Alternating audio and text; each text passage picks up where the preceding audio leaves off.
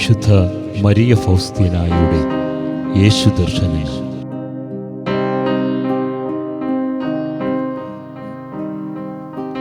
കാൽവരിയോളമൊഴുകും കരുണ കാരുണ്യ ഹൃദയം പകരും കരുണ. കാൽവരിയോളമൊഴുകും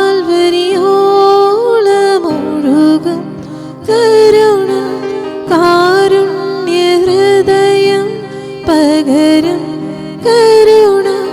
ലോകം മുഴുവൻ നിറയും കരുണ.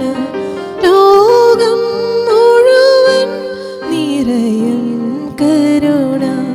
ഉന്നത കരുണ ദൈവ കരുണ മഹാകരുണ ദൈവ കരുണ. ഉന്നത കരുണ ദൈവ കരുണ മഹാകരുണ ദൈവ കരുണ. ഈ സംഭവത്തിന് ശേഷം ഞാൻ രോഗാതുരയായി. സ്നേഹമുള്ള മദർ സുപ്പീരിയർ സ്കോലിമൂവിലേക്ക് മറ്റു 2 സിസ്റ്റേഴ്സിന്റെ കൂടെ എന്നെ വിശ്രമത്തിനായി അയച്ചു.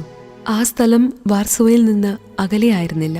ആ സമയത്താണ് ഇനി ആർക്കെല്ലാം വേണ്ടി പ്രാർത്ഥിക്കണമെന്ന് ഞാൻ ഈശോയോട് ചോദിച്ചത്. ആർക്കെല്ലാം വേണ്ടി ഞാൻ പ്രാർത്ഥിക്കണമെന്നുള്ളത് അടുത്ത രാത്രി എന്നെ അറിയിക്കാമെന്ന് ഈശോ പറഞ്ഞു. പിറ്റേ ദിവസം രാത്രി എന്റെ കാവൽ മാലാഖയെ ഞാൻ കണ്ടു. തന്നെ അനുഗമിക്കാൻ അദ്ദേഹം ആവശ്യപ്പെട്ടു. ഒരു നിമിഷനേരം കൊണ്ട് തീ നിറഞ്ഞതും പുക കൊണ്ട് മൂടിയതുമായ ഒരു സ്ഥലത്ത് ഞാൻ എത്തി. അവിടെ പീഡ അനുഭവിക്കുന്ന അനേകം ആത്മാക്കളെ ഞാൻ കണ്ടു. അവർ വളരെ തീക്ഷ്ണതയോടെ പ്രാർത്ഥിക്കുന്നുണ്ടായിരുന്നു. എന്നാൽ അതവർക്ക് യാതൊരു പ്രയോജനവും ചെയ്തിരുന്നില്ല. നമുക്ക് മാത്രമേ അവരെ സഹായിക്കാൻ സാധിക്കുമായിരുന്നുള്ളൂ.